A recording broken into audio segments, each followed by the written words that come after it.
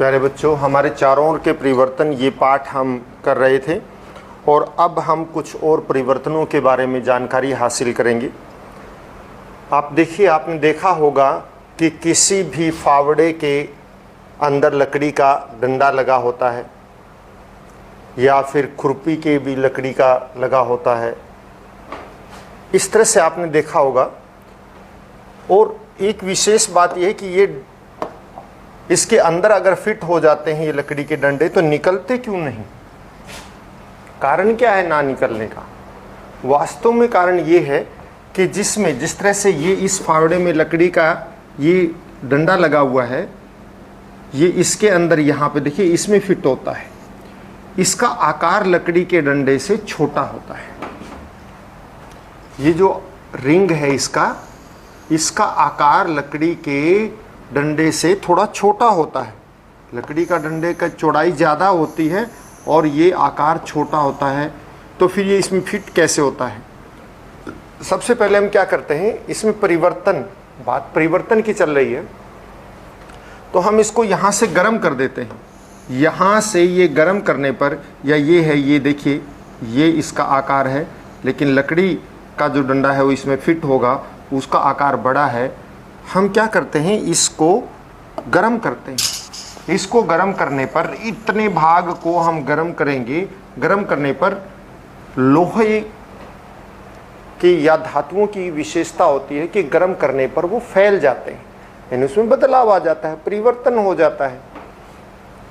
जैसे इस भाग को हम गर्म करते हैं, गर्म करने पर ये फैल जाता है और फैलने से ये जो लकड़ी का डंडा है इसमें फिट आ जाता है। लकड़ी का डंडा जैसे ये होगा ये फैल जाएगा, ये फैल कर थोड़ा सा बड़ा हो जाएगा और बड़ा हो जाएगा तो लकड़ी का डंडा इसमें फिट आ जाएगा। और इसको फिर पानी डालकर ठंडा कर देते हैं, इसका आकार वापस सिकुड़ जाता है तो लकड़ी का डंडा उसमें फिट हो जाता है और निकलता नहीं है।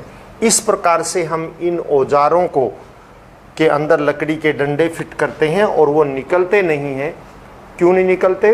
वापस मैं दोबारा बता देता हूं कि इनमें जो लोहे का रिंग होता है उसका आकार छोटा है, उसको गर्म करके उसके आकार को बड़ा किया जाता है, क्योंकि गर्म करने पर धातुएं फैलती हैं। तो ये लोहा धातु है, ये फैल जाएगा और फैलने से इस रिंग का आकार बड़ा हो जाएगा और बड़ा होने से लकड़ी का डंडा इसमें फिट आ जाता है और फिर उसको ठंडा कर देते हैं। वो आकार वापस रिंग का आकार सिकुड़ जाता है और लकड़ी का डंडा उसमें बिल्कुल फिट हो जाता है और हिलता नहीं है। इस प्रकार से हम परिवर्तन करके इनको किसमें परिवर्तन करके, इसके रिंग के आकार में परिवर्तन करके हम लकड़ी का डंडा उसमें फिट कर देते हैं। इसी तरह से बच्चों, आजकल हो सकता है आपने नहीं देखी हो, पहले जो बैलगाड़ियां होती थी उन बैलगाड़ियों का जो पहिया होता था वो लकड़ी का ही होता था और लकड़ी का पहिया जो है अलग अलग, वास्तव में क्या है कि अलग अलग लकड़ी के यूं टुकड़ों से मिलकर बना होता था। ऐसे लकड़ी के टुकड़े इसके अंदर लगे होते थे। अब लकड़ी के टुकड़े इस तरह से जोड़ के अगर पहिया बनाया जाएगा तो वो निकल सकते हैं, टूट सकते हैं, अलग हो सकते हैं। उनको बांधे रखने के लिए उसके ऊपर एक लोहे का रिंग चढ़ाया जाता था। जैसे ये देखिए लोहे की ये पट्टी इसके ऊपर चढ़ी हुई है, ये लोहे का रिंग इसके ऊपर चढ़ाया जाता था। लोहे के इस रिंग का आकार इस लकड़ी के पहिए के आकार से थोड़ा सा छोटा होता था। तो फिर कैसे चढ़ाते थे? इस लोहे के रिंग को गर्म करते थे। गर्म करने से लोहे का रिंग फैल जाता था और आपको पता है धातुएं फैल जाती हैं, तो गर्म करने पर ये लोहे का रिंग फैल जाता है और फैलने से इसका आकार बड़ा हो जाता है और इसके ऊपर ये फिट आ जाता है पहिए के ऊपर। और फिर इसको पानी डालकर ठंडा कर देते हैं तो ये सिकुड़ जाता है और सिकुड़ने से ये इस लकड़ी के पहिए को जकड़ लेता है, अलग नहीं होता है। इस प्रकार से इसके ऊपर, लकड़ी के पहिए के ऊपर रिंग चढ़ाया जाता है। ये ऐसे परिवर्तन हैं, उत्क्रमणीय है, क्योंकि गर्म करने पर फैल जाते हैं और ठंडा करने पर वापस सिकुड़ जाते हैं, तो उत्क्रमित हो जाते हैं। इस प्रकार के परिवर्तन के कारण ही ये इसके ऊपर, पहिए के ऊपर चढ़ जाते हैं। इसी कारण जो है लकड़ी का हत्था जो है वो किसी रिंग में, कसी के अंदर, खुरपी के अंदर फिट हो जाता है।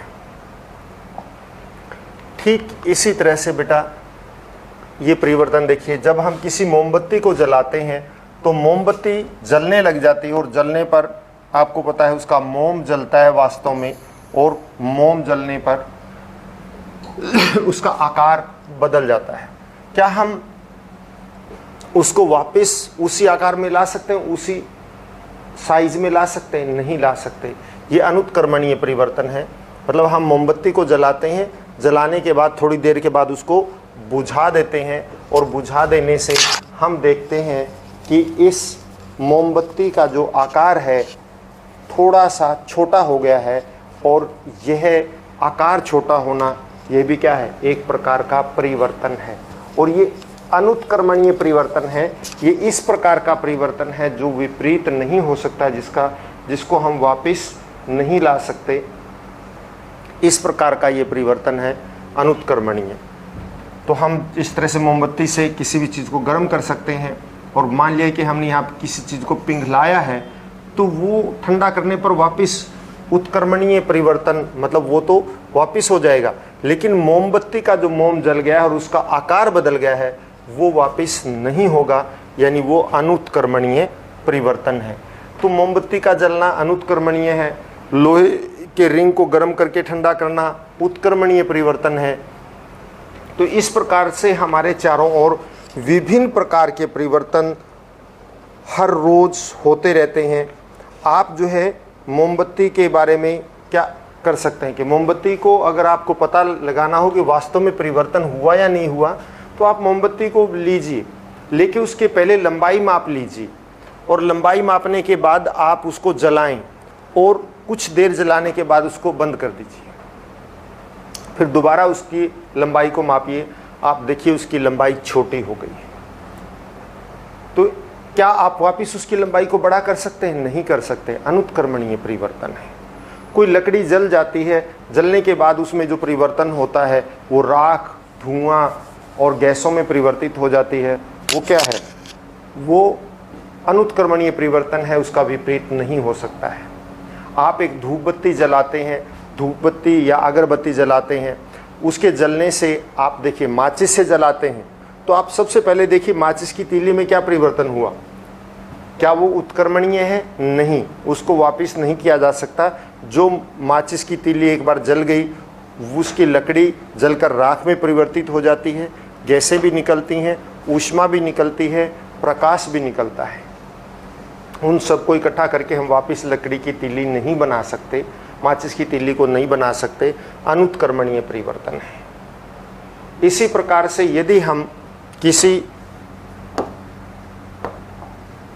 अगरबत्ती को जलाएं, आप देखिए अगरबत्ती जलकर समाप्त हो जाती है, या धूप बत्ती है जलकर समाप्त हो जाती है, उसमें थोड़ी सी राख, धुआं, कुछ गैसें निकलती हैं, सुगंध आती है, और ये सब परिवर्तन है, और इनको हम अनुत्क्रमणीय परिवर्तन कहते हैं, क्योंकि इनको वापस नहीं किया जा सकता। इसी तरह से अगर हम मान लिया कि पानी में चीनी घोल देते हैं या नमक घोल देते हैं, और नमक या चीनी घोलने के पश्चात हमें जो घोल प्राप्त होता है, हम उस घोल से पुनः नमक अथवा चीनी गर्म करके उसको, या धीरे धीरे उसको वाष्पीकृत करके प्राप्त कर सकते हैं। तो नमक या चीनी को आपने पानी में घोल लिया तो हम पुनः प्राप्त कर सकते हैं। ये उत्क्रमणीय परिवर्तन है। हम अगर दूध से मान लिया दही बनाते हैं, तो आपने देखा होगा दही क्या करते हैं, हम दूध को दही बनाने के लिए थोड़ा सा दूध को गर्म करके उसमें थोड़ी सी दही डाल देते हैं, और वो कुछ घंटों में, 5 या 6 घंटों में दही के रूप में जम जाता है। ये किस प्रकार का परिवर्तन है? ये भी अनुत्क्रमणीय है, क्योंकि हम दही से वापस दूध प्राप्त नहीं कर सकते। इस प्रकार बच्चों हमारे चारों ओर बहुत विभिन्न प्रकार के परिवर्तन हमेशा होते रहते हैं। उनमें से कुछ परिवर्तनों को हम विपरीत कर सकते हैं, यानी उत्क्रमणीय है, और कुछ ऐसे परिवर्तन हैं जिनका हम विपरीत नहीं कर सकते, यानी कि अनुत्क्रमणीय है। इसके साथ ही ये पाठ समाप्त होता है। घर पर रहें, स्वस्थ रहें और अपना काम हर रोज़ करें। और बच्चों, इस पाठ के एक्सरसाइज के क्वेश्चन आंसर आपको खुद करने हैं। और कोई भी अगर आपको प्रश्न का उत्तर या किसी भी प्रकार की समस्या आती है तो आप देखिए नीचे डिस्क्रिप्शन में लिंक दिया हुआ है, फ़ोन नंबर दिया हुआ है, उस पे जाके आप व्हाट्सएप कर सकते हैं। धन्यवाद।